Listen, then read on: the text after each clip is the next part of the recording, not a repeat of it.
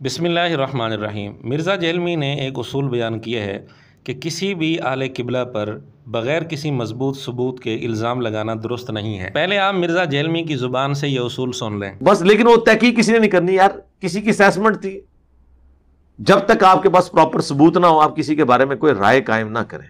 इस तरह किसी मुसलमान कलमा गो अहले किबला के ऊपर प्लीज इस तरह के इल्जामात ना लगाएं। मिर्ज़ा जेलमी ने यह बहुत अच्छा उसूल बयान किया, लेकिन काश मिर्ज़ा जेलमी इस उसूल को अपना भी लेता। हकीकत यह है कि मिर्ज़ा जेलमी ने बहुत जगह इस उसूल की धज्जियां उड़ाई हैं। इसी को कहते हैं हाथी के दांत दिखाने के और खाने के और। मिर्ज़ा जेलमी ने इस उसूल की धज्जियां उड़ाते हुए सहाबा रज़ी अल्लाह तआला अन्हुम पर बड़े बड़े इल्ज़ाम लगाए और बेबुनियाद रिवायात की बिना पर। यही मिर्ज़ा जेलमी जो एक आम कलमा गो के बारे में ये उसूल बता रहा है कि किसी मजबूत सबूत के बगैर एक आम मुसलमान कलमा गो पर भी इल्ज़ाम लगाना दुरुस्त नहीं है। ये बदबख्त आदमी सहाबा रज़ी अल्लाह तआला अन्हुम जैसी मुक़द्दस शख्सियात का इतना हक भी अपने ऊपर नहीं समझता जितना एक आम कलमा गो का हक अपने ऊपर समझता है। बतौर नमूना के एक सबूत मैं आपके सामने पेश करता हूँ। कुछ दिन पहले इसका एक क्लिप सामने आया जिस पर मुआविया रसूलुल्लाह का उन्वान है। इस क्लिप में मिर्ज़े ने जो बात की है, पहले जरा वो बात सुन लें। आपको पता है तारीख इब्ने कसीर में मुआविया रसूलुल्लाह भी है, कलमा पढ़ा हुआ मैंने वाला है इसका। अच्छा जी, वाला मेरे को भी मंगना, वाला जिन्हें लेना है बाज भाई को ले। मिर्ज़ा जेलमी ने इस बात के लिए तारीख़ इब्ने कसीर का हवाला दिया है, लेकिन तारीख़ इब्ने कसीर में बग़ैर सनद के ये बात मौजूद है कि अमर बिन आस रज़ी अल्लाह तआला अन्हु के साथ कुछ लोग आए हज़रत मुआविया रज़ी अल्लाह तआला अन्हु के पास। उन्होंने जो सलाम किया तो सलाम के वक्त उन्होंने ये अल्फाज कहे, अस्सलामु अलैका या रसूल अल्लाह। मिर्ज़े ने साथ ये भी कहा कि इसका हवाला हम्माद चीमा से ले लेना जो मिर्ज़े का ख़ास चूज़ा है। मिर्ज़े की हिदायत पर अमल करते हुए हम्माद चीमा ने यह हवाला सनद के साथ अपने चैनल पर लगा दिया। ये वाक़या सनद के साथ तारीख़ तबरी के अंदर मौजूद है, जैसा कि आप इसकी सनद देख रहे हैं। इस वाक़या की सनद में कुल 5 रावी हैं। नंबर 1 इमाम अहमद रहमतुल्लाह अलैह के बेटे अब्दुल्ला, नंबर 2 इमाम अहमद रहमतुल्लाह अलैह, number 3 Sulaiman, number 4 Abdullah, number 5 फुलह। अगरचे इन रावियों पर भी बहस है। मसलन इमाम अहमद रहमतुल्लाह अलैह के उस्ताद सुलेमान कौन हैं, इनकी तायीन मतलूब है, और इसी तरह अब्दुल्ला से कौन से अब्दुल्ला मुराद हैं। फिर फुलह जो रावी है यानी फुलह बिन सुलेमान, इस रावी पर भी मुहद्दिसीन की जरह है। लेकिन इन सारी चीज़ों से हटकर बड़ी अहम बात यह है कि ये वाक़या नकल करने वाला जो पहला रावी है फुलह बिन सुलेमान, वो कहते हैं उखबिर तो मुझे खबर दी गई है, मुझे बताया गया है। वैसे भी ये वाक़या 60 हिजरी से पहले का है, क्योंकि हज़रत मुआविया रज़ी अल्लाह तआला अन्हु की वफ़ात 60 हिजरी में हुई थी। और ये वाक़या जो नकल करने वाला रावी है फुलह बिन सुलेमान, इसकी वफ़ात 168 हिजरी में है।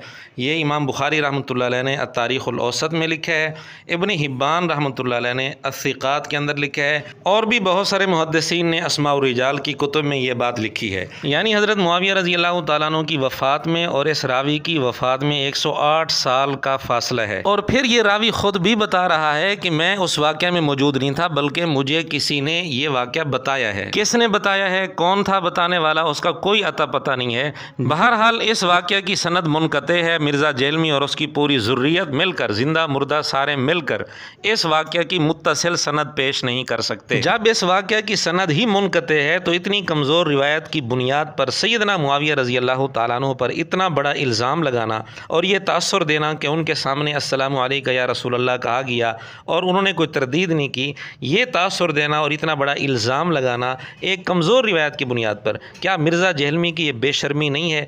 ये वाक़या इब्ने कसीर ने इब्ने जरीर तबरी के हवाले से नकल किया है। अब हमारा सवाल ये है कि मिर्ज़ा जेलमी ने तारीख़ तबरी के अंदर इसकी सनद देख ली थी और तहकीक कर ली थी या नहीं?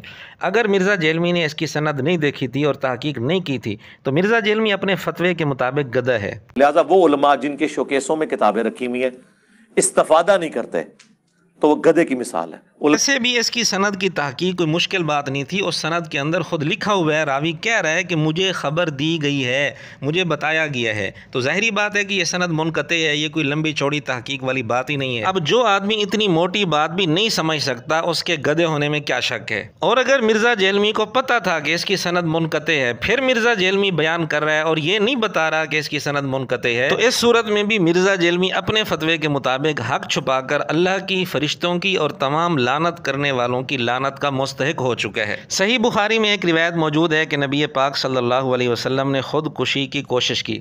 इस बारे में मिर्ज़ा जेलमी से सवाल किया गया तो मिर्ज़ा जेलमी ने इस रिवायत की तरदीद करते हुए जो कुछ कहा, पहले आप वो सुन लें। वाक़ियतन ये यानी गुस्ताखाना चीज़ है। یہ صحیح بخاری میں جو حدیث ہے نا، یہ حدیث کے الفاظ جو ہے نا یہ متصل سند کے ساتھ نہیں ہے، اور اہل سنت اس روایت کا دفاع نہیں کرتے۔ اس میں نا اینڈ پہ جا کے نا امام بخاری لکھتے ہیں کہ جو تابعی تھا نا زہری، وہ یہ کہا کرتا تھا فی ما بلغنا، کہ اس میں ایک سنی سنائی بات یہ بھی ملتی ہے۔ تو یعنی زہری یہ نہیں کہہ رہا کہ میں نے کسی صحابی سے سنی ہے، تابعی نے ایک سنی سنائی بات نقل کر دی۔ یعنی ایک روایت بخاری کے اندر موجود تھی، لیکن چونکہ اس کی سند متصل نہیں تھی، زہری تابعی یہ کہہ رہے کہ مجھے یہ بات پہنچی ہے، چونکہ اس کی سند متصل نہیں تھی اس لیے مرزا نے کہا یہ روایت معتبر نہیں ہے۔ اہل سنت اس کا دفاع نہیں کرتے۔ اندازہ لگائیں یہ آدمی کتنا بے شرم ہے، اس کو پتہ بھی ہے کہ اگر غیر متصل روایت، منقطع روایت بخاری کے اندر بھی ہو، اس کی وجہ سے بھی کسی پر الزام نہیں لگایا جا سکتا۔